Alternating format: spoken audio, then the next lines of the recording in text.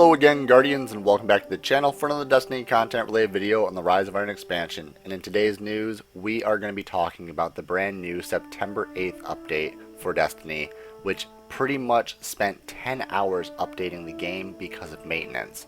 Thanks to this version is 2.4.0, the one preparing for Rise of Iron stated by Bungie. Very first topic that we're going to talk about is weapons. Very first subject we're talking about is auto rifles. Reduced the maximum magazine size for highest rate of fire auto rifle family, all the weapons in the Doctrine of Passing family. Increased the damage also to the middle rate of fire auto rifles by 1.5%. Moving on to our next subject was pulse rifles. Increased rate of fire for Hawkeye pulse rifle Lydmilla D. Increased damage for middle rate of fire family pulses known as the Nerwin's Mercy family by 2%. Next subject is hand cannons, which was fixed as a issue where the hand cannon Zolu's Bane from the raid, the King's Fall raid, was rate of fire stat would display incorrectly. Fixed an issue where the Taken King Vanguard and Arms Day hand cannons known as Down and Doubt 000 and Kuma Katak HC4 stats would also display incorrectly. Next subject is shotguns. Immobius decreased the spread on the Titan class shotgun 0.1 zoom factor increase. Increased base stability by 60%. Increased the high rate of fire and middle low rate of fire shotgun damages by 2%. Reduced the spread angle penalty on shotguns with the perk full auto. Invective was not affected by this. Sniper rifles, the biggest change in the weapons category, and the next subject we're talking about. Reduced damage on the middle high impact 1000 yard stare family of sniper rifles by 6.95%. Middle high impact snipers can no longer reliably kill high armor guardians with supers. No land beyond is not affected by this damage reduction.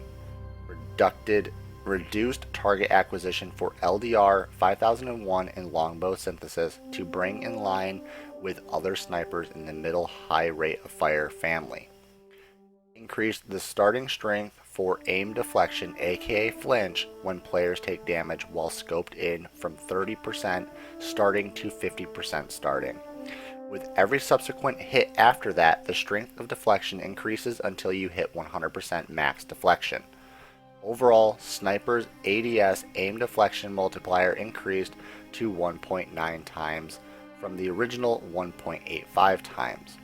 Fixed an issue where Irene UI stat bars showed an incorrect rate of fire, and then we're moving on to sidearms. Unified damage for all sidearm types, so now we have a unified damage for all the sidearms in the game. Increased damage for existing Hawkeye sidearm families by 3% for the lowest rate, and also by 7% for the higher rate of fire. It also decreased the damage from non-hit scan sidearms by 5% for the Vestian Dynasty and the Queen's Choice.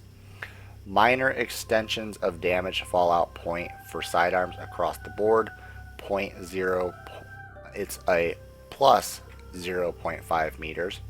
Then there's also a minor increase to the stability of sidearms across the board. Also added damage to all sidearms in PvE, 20 through 30% depending on the combatant tier, whether you're going to be facing a boss or whether you're going to face a low-level thrall. To accommodate two new faster firing sidearm families releasing in the Rise of Iron expansion, all current sidearm rate of fire bars will be slightly shorter. This will allow more bar space to be displayed for the fire differentiation. Does not change the actual fire rate, just the stat bar representation. Next step is fusion rifles.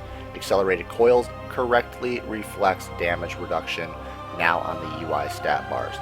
No change to gameplay effect, just UI only. Fixed an issue where stat bars in the Tetsuan Rage displayed incorrectly. Then we can move on to rocket launchers. Rocket launchers got a pretty nice change. Extended damage fallout distance on cluster bombs perk explosions should be more reliable in damaging enemies now in the Crucible and also out of the Crucible in PvE events. Grenades and horseshoes perk proc radius reduced by a 1.3 to a 1 meter And the truth is not affected by this. It's unaffected because obviously it's an exotic and it fits in an entire separate category all in itself. Machine guns. Increased damage on the highest rate of fire machine guns by 4%. Weapons perk. Let's move into the next subjects. So weapons perks. General. Now magazine perks now give range bonuses, and what we thought was very, very confusing is actually pretty simple. Removed impact stat bonuses that had no effect on base damage and only on the UI bars. Armor piercing rounds now adds +4 range. It also reduces 4 handling. High caliber rounds will add 3 range, but will reduce 5 handling. Then we've got skip rounds, which adds 5 range, reduces 3 handling, but also adds 5 inventory, which the inventory I believe might actually be the magazine size. Take a knee is the next perk that we can go over, and that's now activates after a 0.5 second of crouching instead of the original time it took. Added flinch reduction by 25% and increased aim down sight speed by 25%. Then we've got exhumed, which actually changed pretty significantly, adds an extra 5 seconds, totaling up to 15 seconds of the effect time. It used to be 10. Cascade is also very, very effective now, with the function change of melee kills will now automatically reload a portion of your magazine. Surplus now increases the carried ammo capacity. Grave Robber will also increase proc chance by 25% instead of the 20% that it used to be. Guerrilla Fighter I'm pretty excited about, and I'll explain that later in a future video, but increased stability and range bonuses by 200%. Think of it as the bonus Hammer Forge and Perfect Balance all in one perk when it activates. Unflinching, decreased efficacy of the perk from 25% flinch reduction to 15% flinch reduction.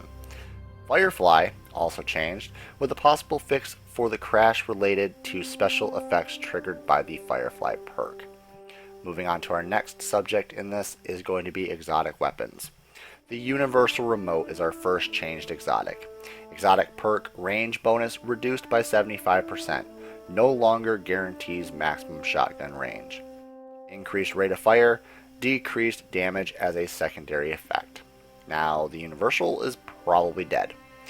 Fabian's strategy, though, on the other hand, did get some buffs to it to increase the chance of it being used in the game. Kills with his weapon now automatically will load a portion of your magazine. Increased base range by 16%, and it also increased the base stability by 44%. Then we can move on to the Thorn, and now we do know that the Thorn in year 3 is going to be dead. Reduced base range by 25%. Sadly, Thorn, I'm sorry, RIP. Drake's Promise, increased damage by 8%, increased the magazine size by 3. So yeah, Drake's might actually be a PvP beast now. Touch of Malice, on the other hand, will no longer be used in the King's Fall raid, and we'll explain that later in a future video. Touch of Malice's self-damage infliction now removes Blessing of Light. No Time to Explain adds an intrinsic perk known as Headseeker, and the Bullion Gemini now has a new perk, High Caliber Rounds.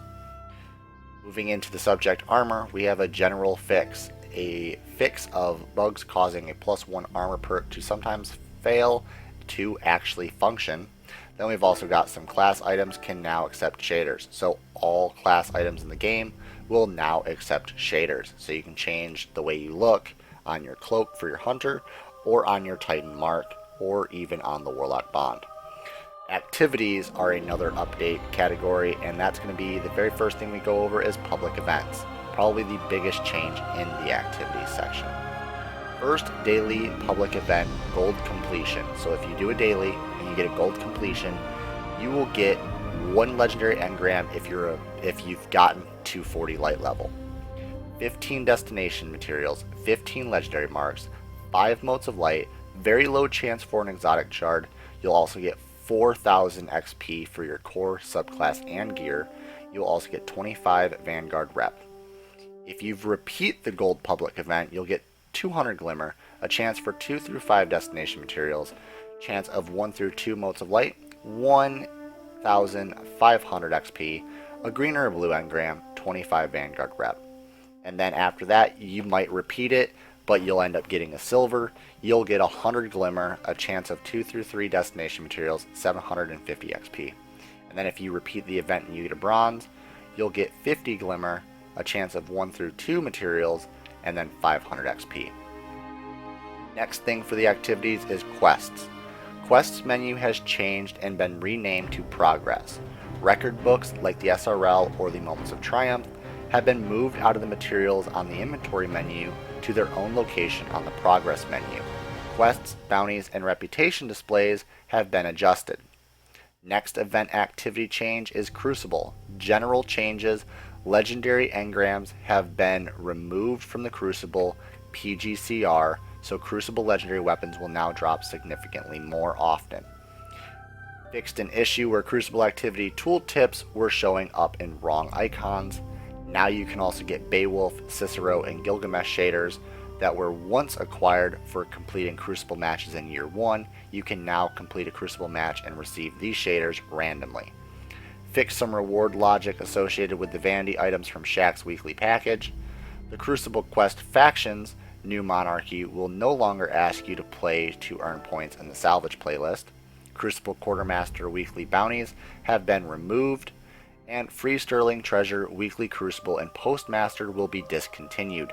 No longer will you acquire a Sterling Treasure from the Postmaster or weekly Crucible, but you can still acquire them from Prison of Elders level 41 playlist and also Test Eververse.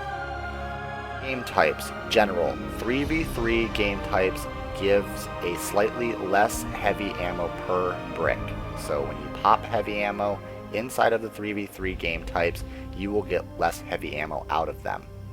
Trials of Osiris. Trials of Osiris Year 2 has ended, and Trials will resume on Rise of Iron on 9/30. So September 30th, be prepared to go back into Trials. And you will be obtaining new Year 3 Trials gear and also new Year 3 Trials shaders, emblems, and the whole shebang.